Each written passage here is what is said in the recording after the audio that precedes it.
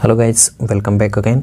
तो गाइज ये हमारा चैप्टर है 11th क्लास का फर्स्ट, जिसमें आप स्क्रीनशॉट में देख सकते हैं लेक्चरर बायोलॉजी का जो सिलेबस है उसमें ये टॉपिक इस अकेले चैप्टर से कंप्लीट हो जाएंगे। आपको केवल ध्यान से सुनना है, जो मैं बता रहा हूँ एनसीईआरटी में वो देखते चलना है। मैं मेन टॉपिक यहाँ पे सारी लाइन टू लाइन आपको क्लियर करा दूँगा। तो सबसे पहले हम आते हैं जीव जगत। तो जीव को परिभाषित करें तो यहाँ पे देख सकते हैं वृद्धि, जनन, पर्यावरण के प्रति संवेदना का पता लगाना और उसका अनुकूल क्रिया करना, ये सब हमारे मस्तिष्क में तुरंत आते हैं। तो अगर आपको बोला जाए कि सजीव क्या है और निर्जीव क्या है तो आप कई सारी चीज़ें गिना सकते हैं कि जैसे सजीव होता है वो क्या करता है, आपकी गति करता है, जनन करता है, उपापचय क्रियाएँ करता है, ठीक है। लेकिन अगर हम निर्जीव में बात करें तो ये सारी चीज़ें एब्सेंट होती हैं। लेकिन सबसे अहम जो चीज़ होती है वो जीव को अलग करती है वो होती है उसकी चेतना। क्या होती है? सबसे जो स्पेसिफिक कैरेक्टर है। देखिए सभी जीव वृद्धि करते हैं, जनन भी जीवों का लक्षण है, ठीक है, और उपापचय भी इनका लक्षण है। लेकिन सभी जीवों का सबसे स्पष्ट तुरंत पेचीदा लक्षण अपने आसपास या पर्यावरण के उद्दीपन जो भौतिक, रासायनिक, जैविक हो सकते हैं, स्टिमुलस, उनको चेतनाओं यानी कि उन्हें एक ज्ञान है। अगर उन्हें भौतिक उद्दीपन हो सकता है, ये रासायनिक हो सकता है, जैविक हो सकता है, यही एक चेतना होती है जो अवेयरनेस, जो उन्हें सबसे स्पष्ट और सबसे पेचीदा जीव बनाती है, ठीक है। और यहाँ पे देखिए जीव कैसा होता है, स्वयं प्रतिकृति, विकासशील और स्वयं नियमनकारी, सेल्फ रेगुलेटिव होता है, पारस्परिक क्रियाशील तंत्र है जो बाह्य उद्दीपन के प्रति अनुक्रिया की क्षमता रखते हैं। जीव विज्ञान पृथ्वी पर जीवन की कहानी है।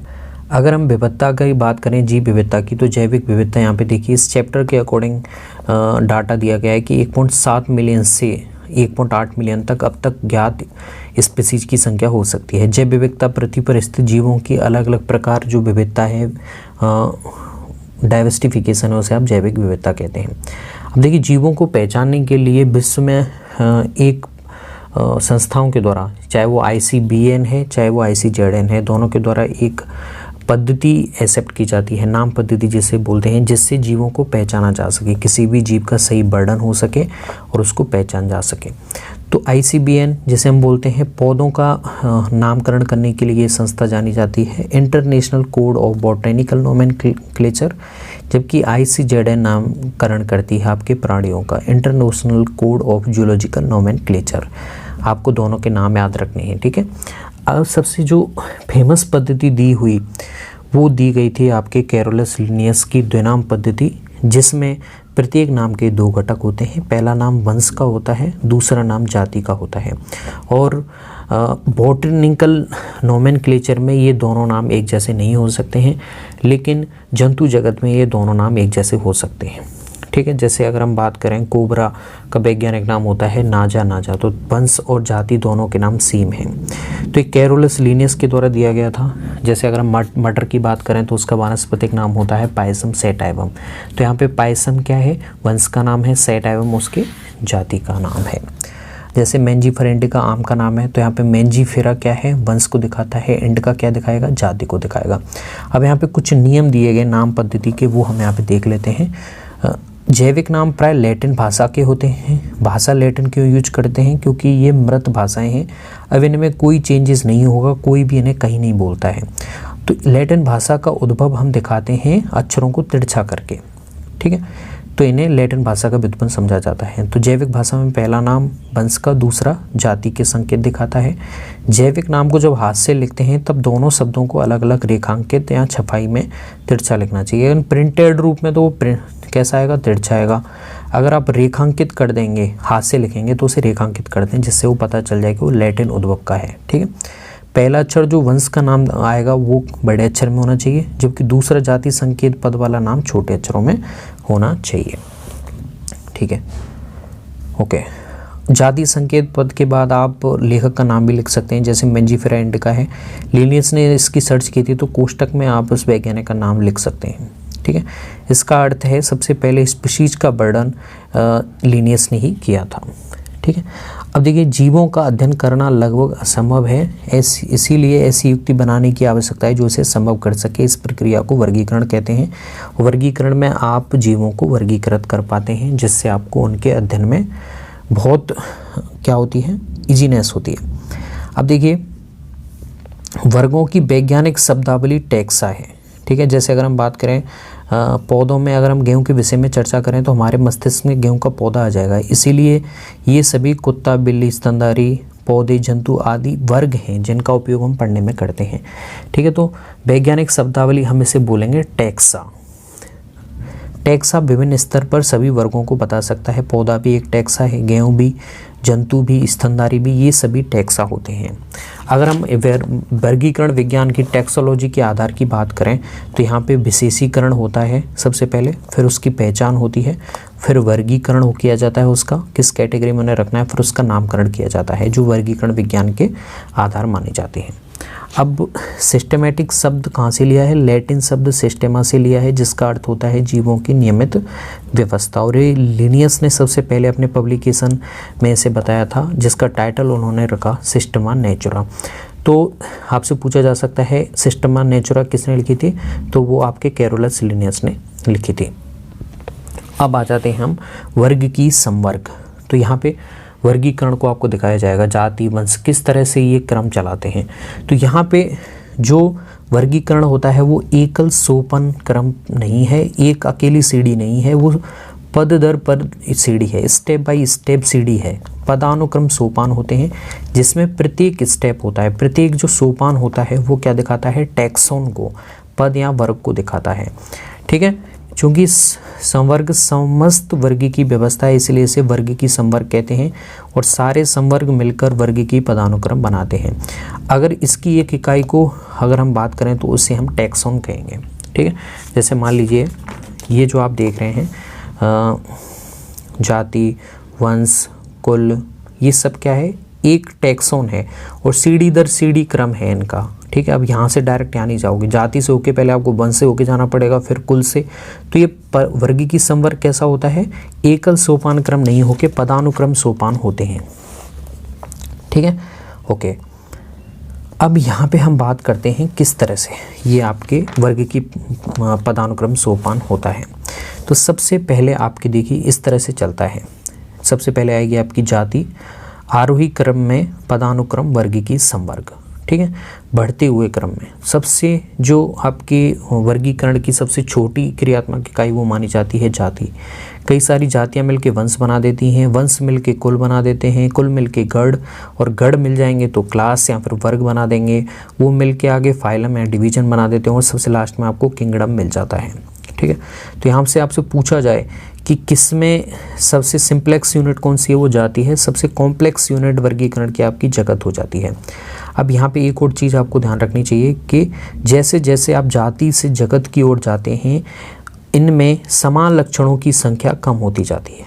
यानी कि अगर हम बात करें दो जातियाँ हैं, ठीक है, तो उनमें समान लक्षणों की संख्या सर्वाधिक होगी, लेकिन अगर दो वंश हैं तो उनमें लक्षण की समानता है वो कम हो जाएगी संख्या, ठीक है। अगर आप दो जगत की बात करेंगे तो उसमें असमानता ज़्यादा होगी, समानता बिल्कुल नील हो जाएगी, ठीक है। अगर आपसे क्वेश्चन पूछा जाए कि कुल और गढ़ में किसमें समानता की संख्या ज़्यादा होगी, तो कुल में ज़्यादा होगी, ठीक है। जो पहले आएगा उसमें समान लक्षणों की संख्या ज़्यादा होती है।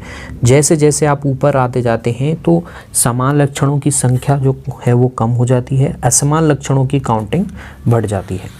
अब यहाँ पे यही बताया गया है कि जैसे देखिए क्लास कहाँ रही है? यहाँ पे। और क्लास किससे मिलके बनी है? ऑर्डर्स, गढ़ से मिलके बनी है, ठीक है। तो यहाँ पे देखिए इस संवर्ग में गढ़ आते हैं। प्राइमेटा गढ़ जिसमें बंदर, गोरिल्ला, गिब्बॉन आता है, और कार्निवोरा गढ़ जिसमें बाघ, बिल्ली और कुत्ता आते हैं। इन दोनों को ही मैमोलिया वर्ग में रखा गया है, ठीक है।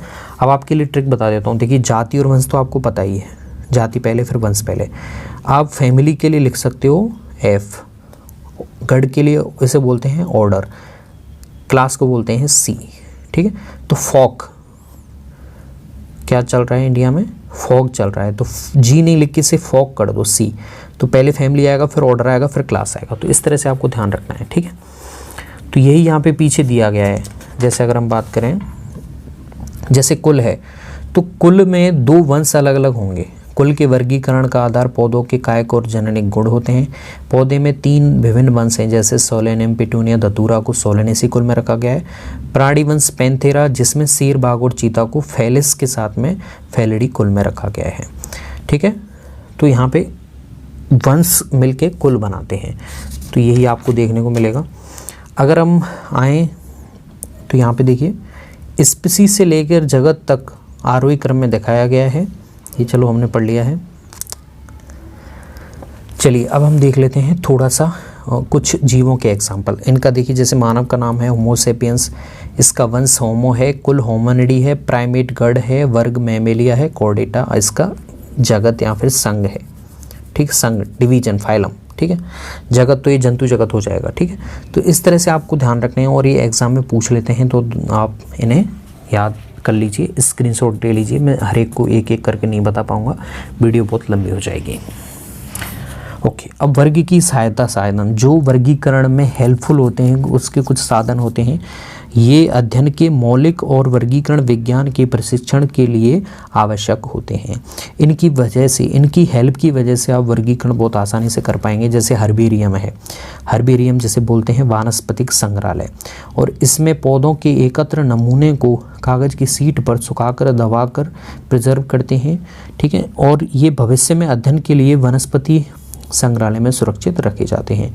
हर्बेरियम की सीट पर एक लेबल लगा दिया जाता है। इस लेबल पर पौधों को जो आपने एकत्रित किया उसकी डेट, स्थान, इंग्लिश नाम, उसका स्थानीय नाम, वैज्ञानिक नाम, कुल आदि नाम लिखे जाते हैं। तो ये एक संदर्भ तंत्र उपलब्ध करवाता है, जिससे भविष्य में कोई भी साइंटिस्ट वहाँ पे स्टडी करने जाए तो उन्हें एक आइडिया लगे उस प्लांट का कि इसका किंगडम क्या है, कहाँ पे ये होता है, इसके क्या क्या यूज हैं।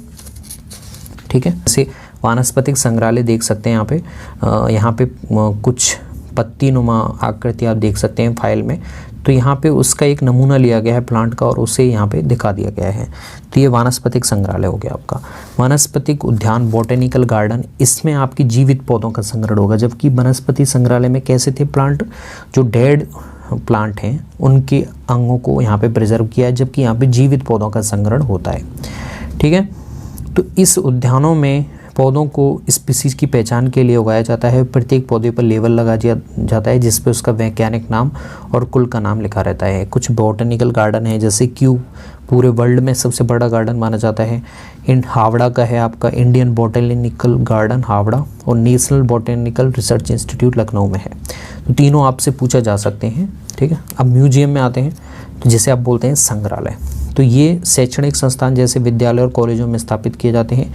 यहाँ पे आपके लिए प्रिजर्व प्लांट और एनिमल दोनों के नमूने होते हैं, और दोनों को एक फॉर्मेलिन के घोल में डालकर जारों में रख देते हैं। ठीक है, और ठीक है, पौधों और प्राणियों के नमूनों को सुखाकर परिरक्षित करते हैं। ठीक है, उन्हें सुखाकर किसमें, फॉर्मेलिन के विलेन में डाल देते हैं। आप लैब में जाके देखोगे तो वहाँ पे आपको देखने को मिलेगा। मैं अपने वीडियोस में कई बार आपको स्पेसिमेन दिखाता रहता हूँ। ठीक है, कीटों को एकत्रित कर मारने के बाद कीटों को डिब्बों में पिन लगाकर रख देते हैं।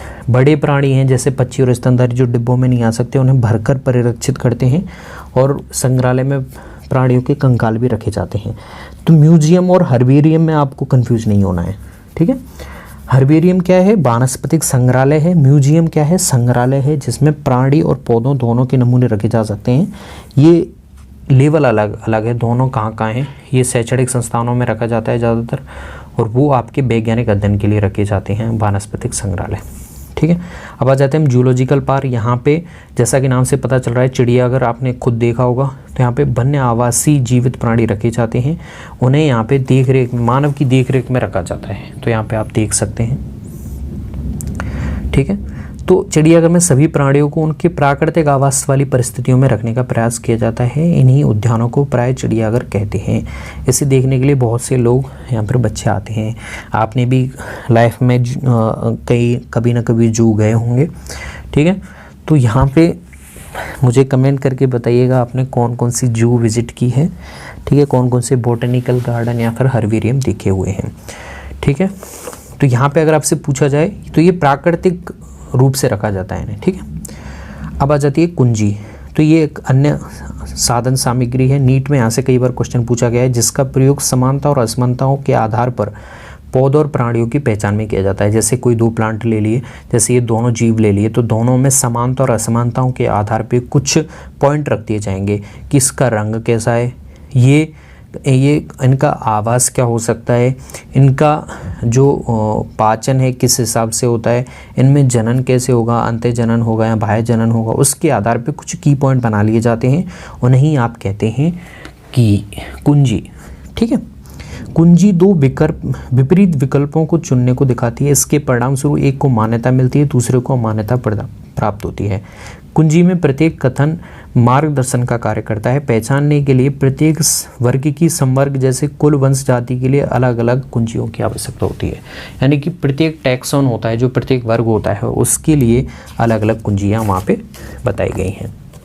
यहाँ पे हम थोड़ा सा और बात करेंगे। विस्तृत वर्णन को लिखने के लिए नियम पुस्तिका होती है, जिसे मैनुअल कहते हैं। मोनोग्राफ होता है, जिसे पुस्तक कहते हैं, जिसमें किसी एक विषय पर विस्तृत जानकारी होती है। और एक होता है कैटलॉग। ये अन्य माध्यम हैं। इसके अतिरिक्त ये सही पहचान में भी सहायता करते हैं जीव के अध्ययन के दौरान। ठीक है, जब आप जाएंगे किसी हर्बेरियम वगैरह में, तो वहाँ पे आपको नियम पुस्तिका, मोनोग्राफ, कैटलॉग मिलेंगे, जिससे आप किसी स्पेसिफिक प्लांट या फिर एनिमल की पहचान कर सकते हैं मिलेगा कहाँ पे। जैसे फ्लोरा पुस्तकों में किसी क्षेत्र के पौधों और उसके वास स्थानों के विषय में जानकारी देता है। फोना किसी एनिमल के स्थान और उनके रहने के बारे में जानकारी देता है। यह फ्लोरा ये उस विशेष क्षेत्र में मिलने वाली पौधों की स्पीसीज की विषय सूची देते हैं। नियम पुस्तिका, जिसे मोनोग्राफ बोल रहे थे, उससे उस क्षेत्र में पाई जाने वाली स्पीसीज को पहचानने में सहायता मिलती है। और मोनोग्राफ में क्या होता है, किसी एक टैक्सॉन की पूरी जानकारी होती है। कोई एक टैक्सॉन मोनोग्राफ में या तो किसी जाति की पूरी जानकारी होगी, या फिर किसी वंश की होगी, या फिर किसी कुल की होगी, या फिर किसी गण की होगी। तो तीनों में थोड़ा थोड़ा सा ये अंतर हो जाता है।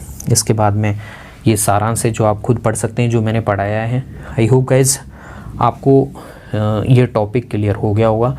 अगर अभी भी आपको समझ में नहीं आया हो तो वापस से एक बार वीडियो को देख सकते हैं। मिलते हैं नए किसी टॉपिक के साथ नई वीडियो में। धन्यवाद।